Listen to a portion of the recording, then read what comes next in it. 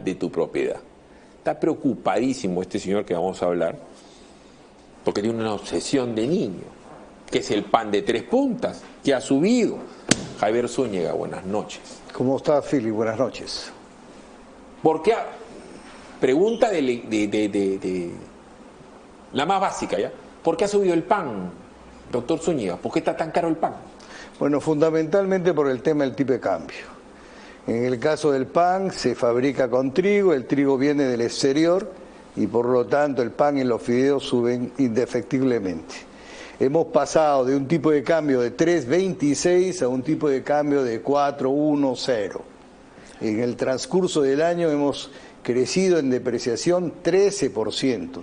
Y en los últimos 10 años nuestra depreciación había sido 25. Quiere decir ¿Puede que explicar qué es depreciación para la gente que no lo sabe? No es otra cosa que el comportamiento de la devaluación del dólar con respecto al sol. Es decir, que un dólar cuesta cada vez más. Es por eso que se desprecia el sol con respecto al dólar.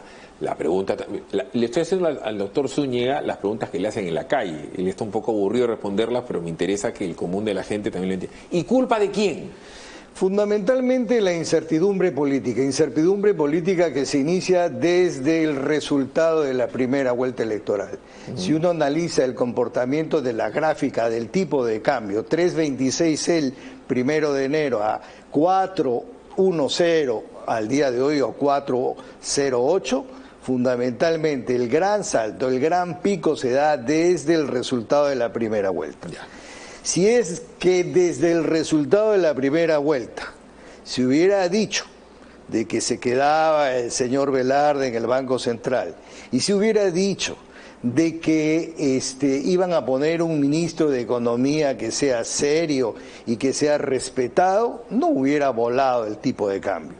Si es que se continúa diciendo que van a cambiar la Constitución, lógicamente el tipo de cambio seguirá subiendo y el temor se acrecentará y todos los peruanos empezarán a cambiar todos sus soles en dólares y empezarán a retirarlos del país y se dice que habrán salido entre 13 a 15 mil millones de dólares del país. Lo explica también el doctor Zúñiga, que me evita hacer las preguntas. Una nadita de historia.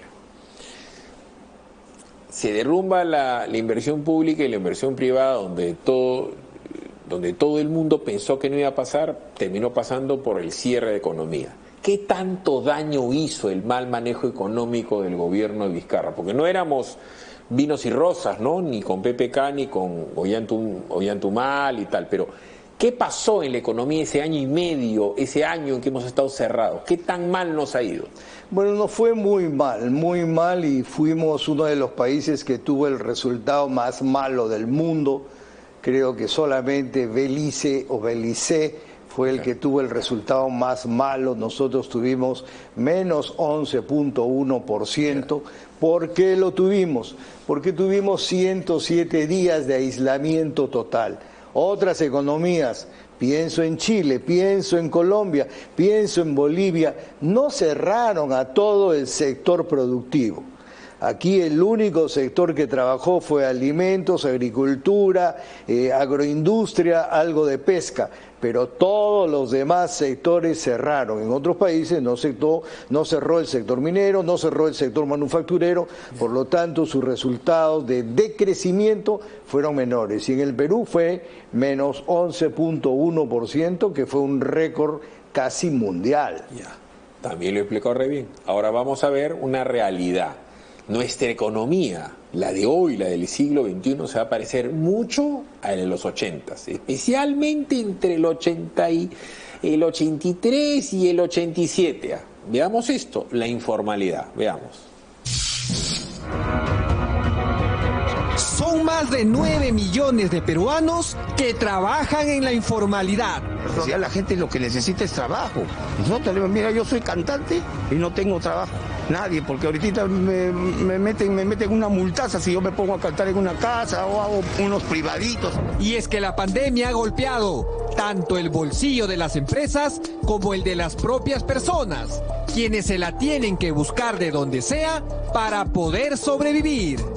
Comercialmente está pésimo hasta el momento, no hay reactivación económica ahorita, no hay apoyo del Estado, de nadie. Por propios recursos nosotros estamos luchando día a día. Claro, también salir a la calle, pues. Igualito salía con mi mercadería a pararme por la esquina, llenarme la vuelta del mercado. ¿Qué iba a hacer? Pues no había de otra, porque también el día a día, ¿de dónde también? El mayor número de personas informales se encuentran entre las edades de 25 a 44 años, el cual representa a 4.2 millones de peruanos. Los ciudadanos que solo tienen primaria y secundaria están principalmente en esta condición. Joven, porque ¿de dónde vamos a sobrevivir? Dígame usted, ¿de dónde? Si nosotros tenemos que pagar casa, tenemos que pagar luz, tenemos que pagar agua. Entonces, si nosotros tenemos que arriesgarnos a salir a la calle. Si no nos arriesgamos, ¿cómo sobrevivimos, jovencito? Estas cifras también se ven reflejadas en los jóvenes de entre 14 a 24 años, quienes no logran superar el salario mínimo de 930 soles. Según el INEI, el sueldo promedio que reciben es de unos 888 soles. Yo siempre he dicho, en la calle hay plata, es cuestión de actitud. Yo también he vendido cosas en la calle. Pucha, al comienzo de la pandemia uno no sabía qué hacer, ¿no? Pero aún así uno tiene que, de todas maneras, ver la manera, yo creo, ver la manera. Sí, hay bastante desempleo. La gente se queja, dice que no tienen trabajo, encima la han despedido. Y hay veces la gente también ya no saben qué hacer, hasta están vendiendo sus cosas para poder sobrevivir.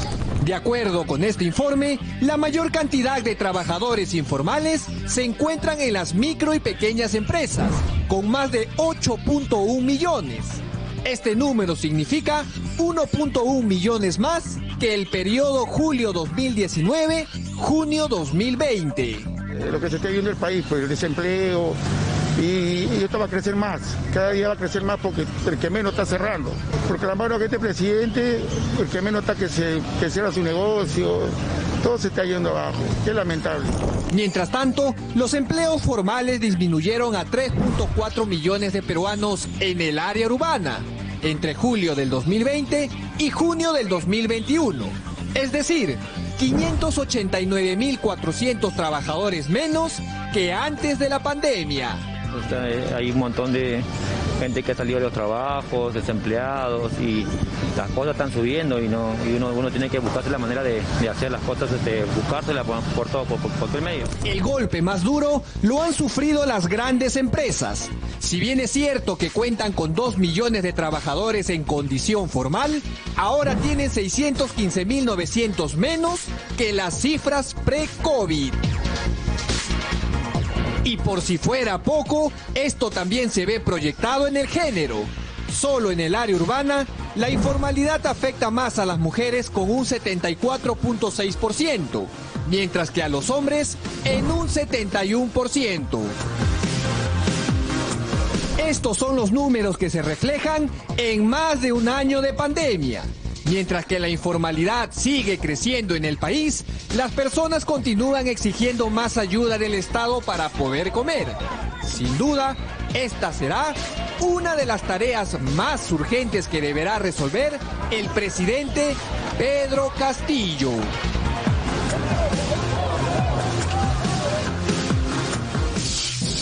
Y le sumo a Javier Zúñiga el embalse de la clase media y media baja, de lo que deben de tarjetas, lo que deben de reactiva, y todos los que tienen la deuda del carrito de la motito en dólares. ¿Qué hacer? Bueno, es un tema que lo hemos conversado en varias oportunidades, desde creo que marzo del año pasado. ¿Qué hacer con las personas naturales? Se les dio un reactiva fundamentalmente a las medianas y grandes empresas y después también a las pequeñas empresas, pero no a la totalidad, al universo de las pequeñas empresas. Se les dio alrededor de 700.000 empresas, 1 millón de empresas, pero son casi 3 millones de empresas. Es decir, que no se le dio a toda la mayoría de pequeñas empresas. No se hizo un reactiva para las personas naturales. Solamente algunos bancos empezaron a darles la oportunidad de que pudieran ir reprogramando sus deudas.